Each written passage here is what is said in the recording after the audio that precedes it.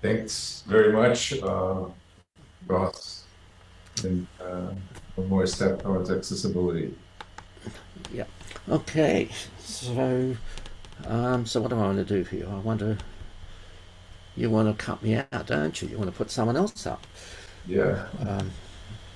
Okay. So I'll turn off. Vafa, are you ready?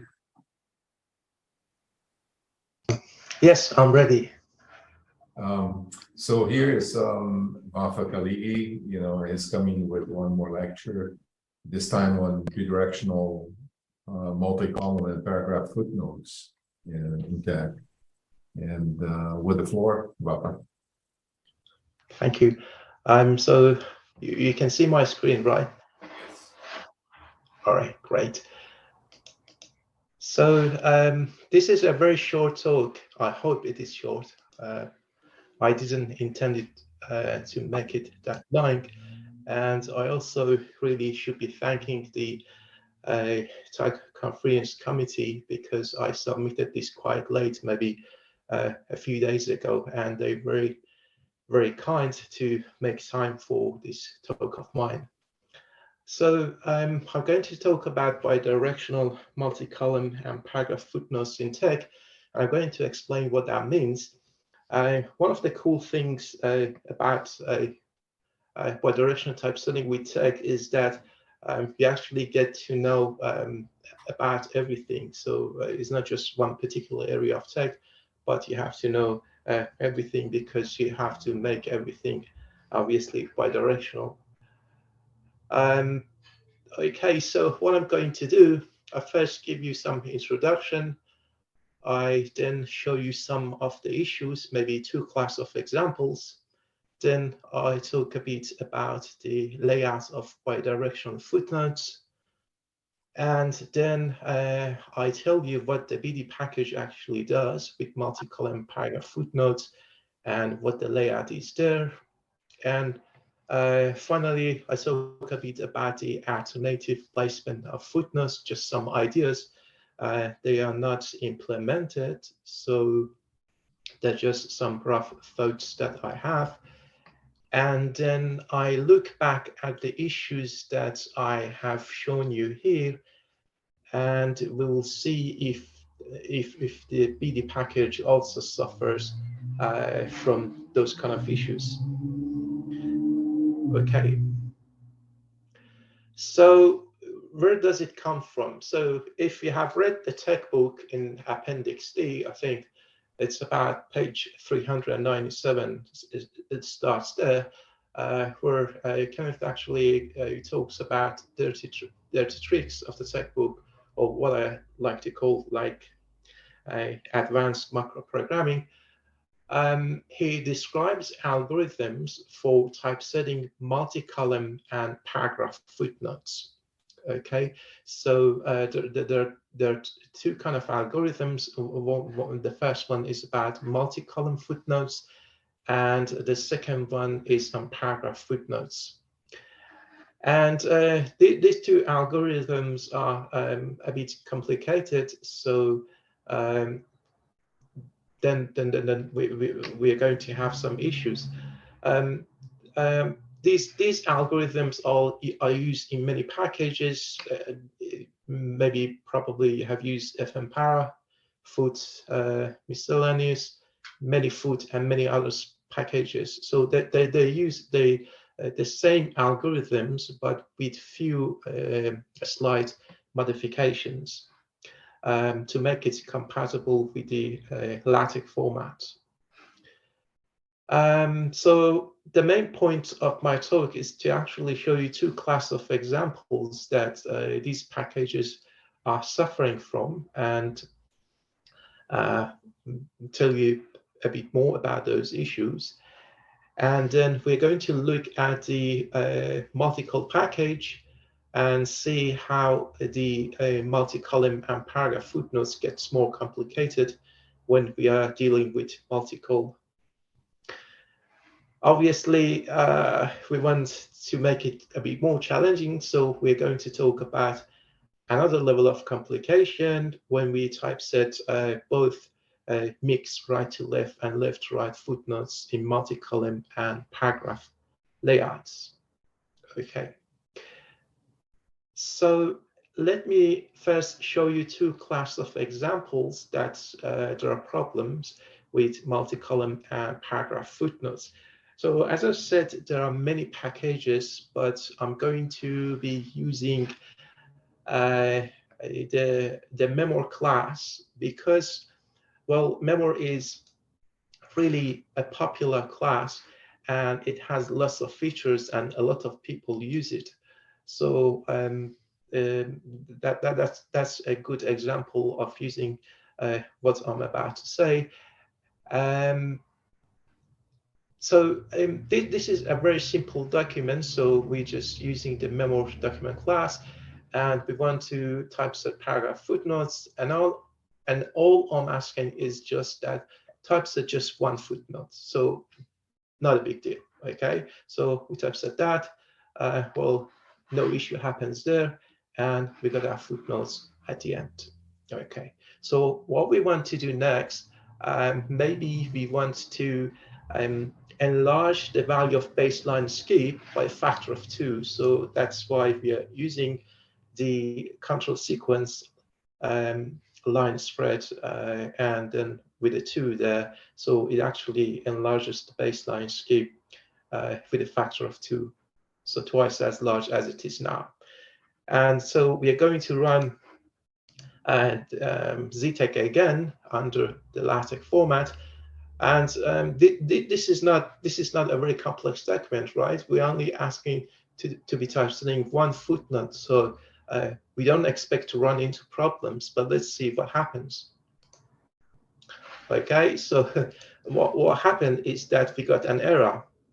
So I'm not sure if you can see the error, but the error, probably I can copy this and paste it there to make it more visible.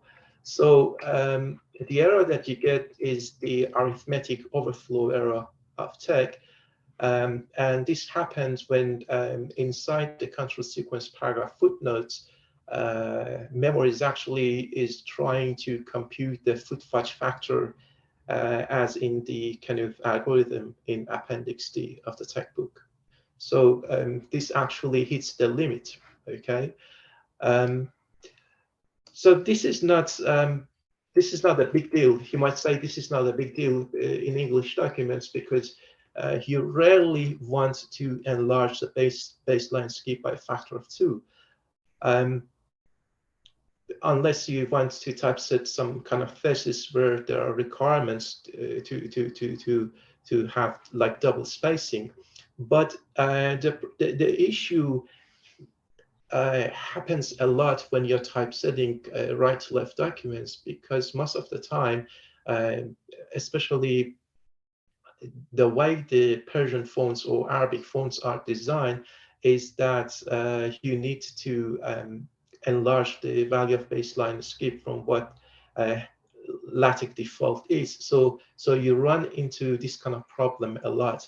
And to fix this problem, you need some kind of numerical analysis so that you don't run into the TeX arithmetic overflow error.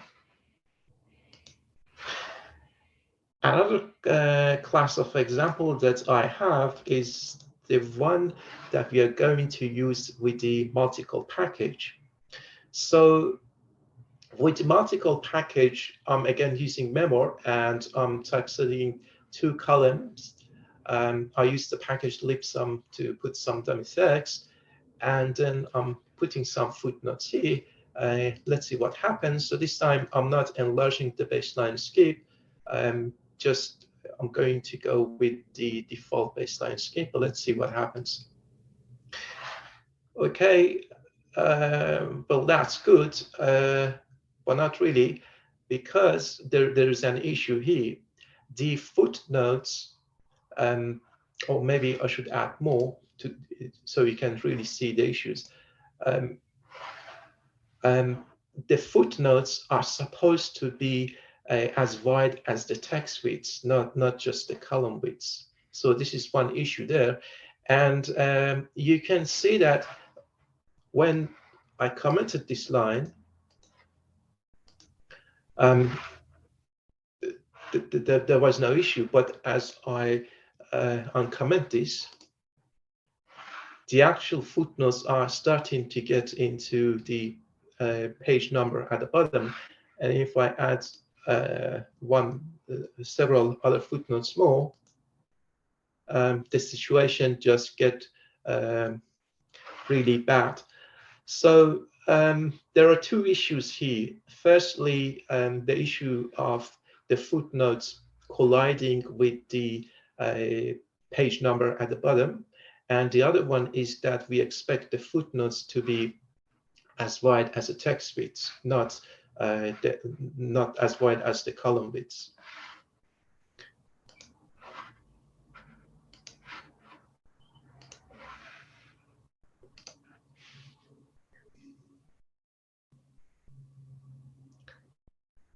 Okay, so let's talk about the layout of bidirectional footnotes. Okay, so you want to be typesetting both right to left and left to right multi-column and paragraph footnotes.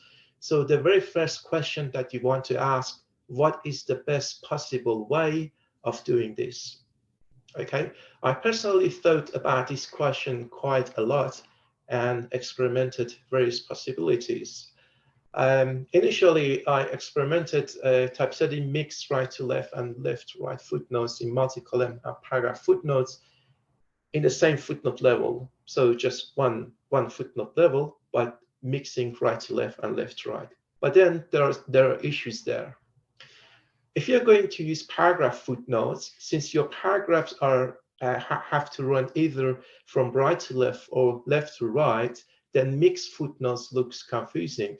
Imagine that if your paragraphs are running from left to right, and say your first two footnotes are left to right, and your third footnote is right to left, it just looks quite funny because you go 1, 2, and then 3 has to go from right to left. So that's not really good.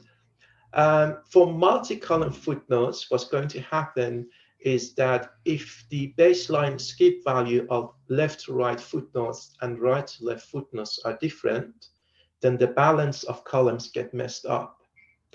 And this issue occurs quite a lot because with left to right footnotes, we're just using some Latin fonts. The LaTeX default baseline skip is okay there. But with right to left footnotes, because you want to use some Arabic fonts, you want to actually enlarge the value of baseline skip. And because the value of baseline skip between these two kind of footnotes are different, then the balancing of columns just gets ugly.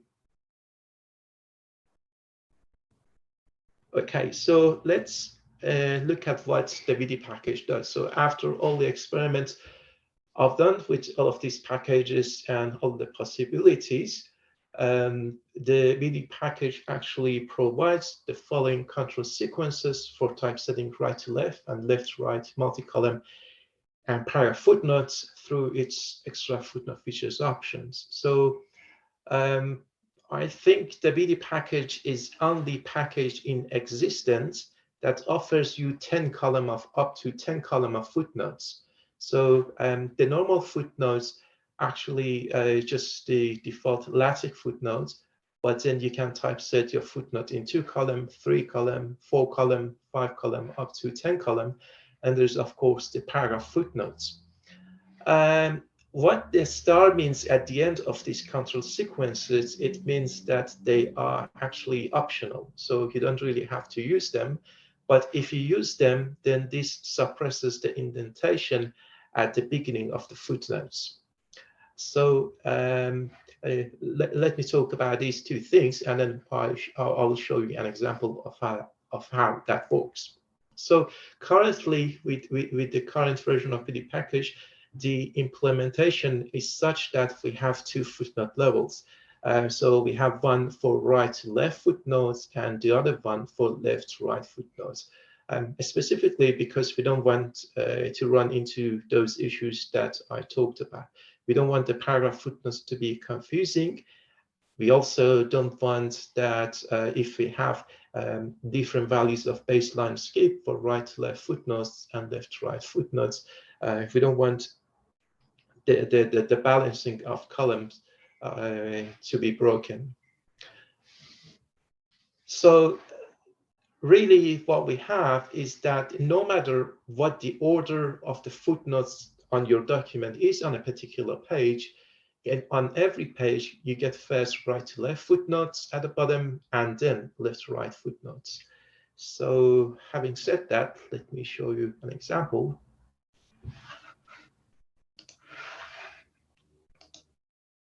So we're just going to use the document class article.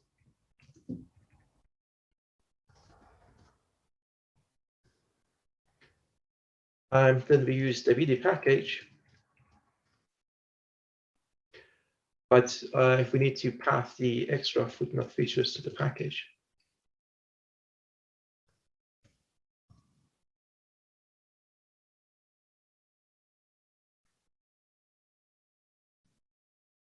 And then we can document.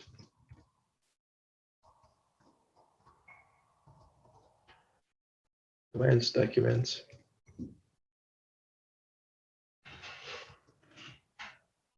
And then footnote. So in bidi package, there are actually 3 footnote control sequences. One of them is called footnote. The other one is called RTL footnote.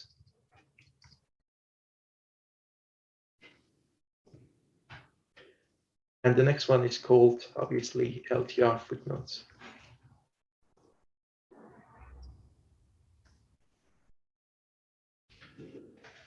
So I'm going to name this as this, and then I'm a plain TeX user, so I have to go and choose CTeX. So then we can typeset this and our footnotes. In the normal layout, this is how the footnotes are typeset. I forgot to say that in the normal layout, the footnotes, we just have one footnote level. So we first get the footnote that are appearing in the natural order. So we first get a left-to-right footnote, then a right-to-left footnote, and then eventually a left-to-right footnote. The RTL footnote control sequence always typeset the footnote right to left. The LTR footnote always typeset the footnote left to right. And the footnotes, it depends on the mode. So if you're in right to left mode, it typeset right to left footnote. And if you're in left to right mode, it typeset LTR footnote. So this is really somehow automatic. So if I haven't used any control sequence, that means the same thing as using normal footnotes. So that's going to have the same effect. And if I use the star version of this, as you can see, the indentation at the beginning is gone. So let's try maybe 2 column footnotes.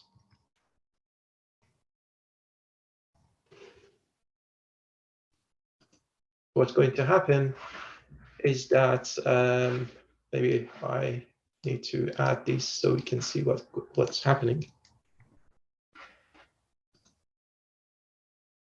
Okay, so what's going to happen is that at the bottom of the page, I first get my right to left footnotes. And then on a different footnote level, I get the left to right footnotes. So these are really 2 footnote insertions. So they're not the same footnote insertion. There are two different footnote insertions. So no matter what the order of your footnotes on a particular page is, you first get your right to left footnotes, and then you get your left to right footnotes. And the same thing is going to happen if you use, I don't know, maybe you want to typeset them in 6 column footnotes. So this is what's going to happen. So your footnotes appear in 6 columns, but because you haven't have footnotes enough, so they don't span all the 6 columns. But if you actually increase the number of them, you can see they're really typesetting columns. Okay. So if we can do this up to 10 columns, but obviously that's not very practical because that would make the columns quite narrow. Another thing we want to do, we want to typeset the paragraph footnotes, but the placement of the footnote at the bottom is going to be the same. So we get okay. I think I've got some spelling error. Okay. So this is what's going to happen. We first get the right to left footnotes, and on a second level, we get the left to right footnotes.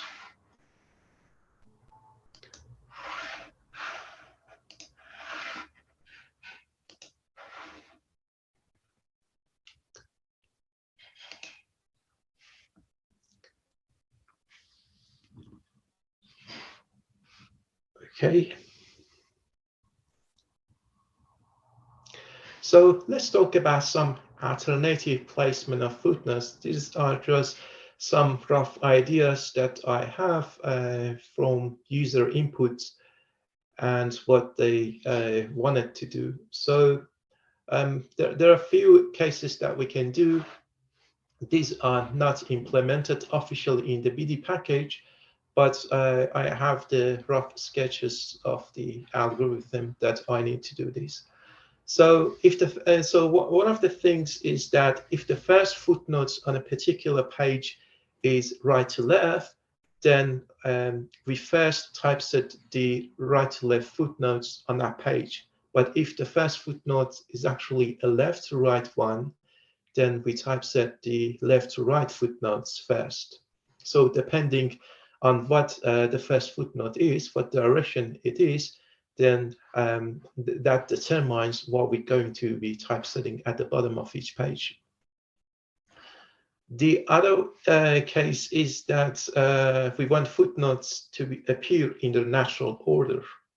Okay, so this is going to be if you are going to use the different footnote levels, then this is going to be actually inefficient. So maybe that's not a good idea of doing this using different footnote levels. And this requires a more sophisticated algorithm.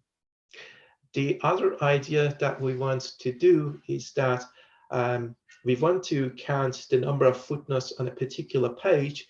And if that number exceeds a given integer, then we want to typeset footnotes in a given style, either multi-column or paragraph layouts. And something similar that we can do to this is that instead of counting the number of footnotes, we just measure the height of the insertion. And if the height of the insertion is actually bigger than some kind of given dimension, then we use that style for typesetting footnotes. Okay, so let me look back at the two classes of issues that I looked at and try them with the bidi package and see if the issue that we experienced there also happens with the bidi package. And this is really my last slide. So let's go to this one. So I'm not enlarging the baseline escape, but let's typeset it normally. Let's see what happens. Okay, no issue there. Now let's enlarge the baseline escape by a factor of 2. and let's see what happens. No issue. So somehow some magic is done here, and we don't run into TeX arithmetic overflow error, so we don't hit the limit. So that's cool. But as we saw, there was issue with Memo and probably with other packages as well.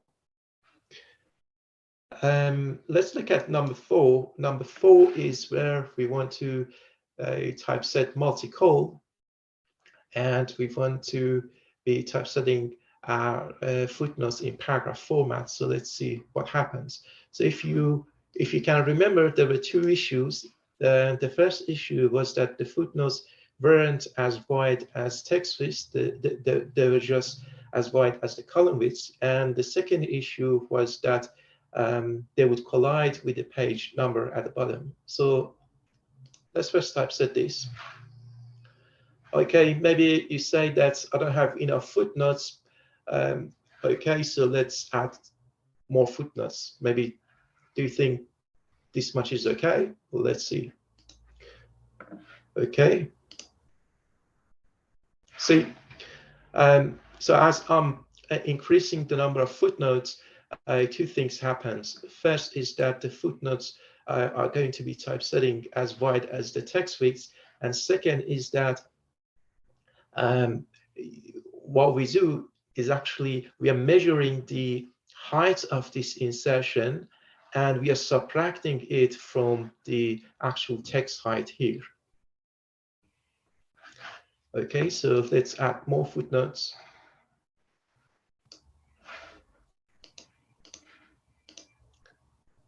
Okay, no issue. Maybe a bit more.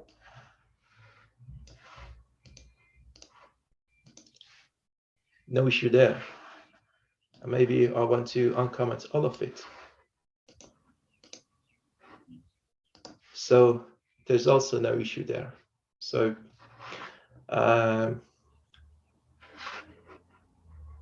that's what it is. I think I've finished. Thank you so much. If there's any question, I can answer that. If there's not, then that's also good.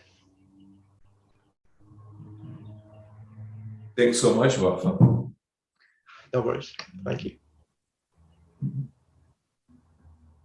So with this, we conclude the second day of TUG 2022, and we should be back in about 3 hours for the beginning of day 3. Thank you very much to all that joined us today.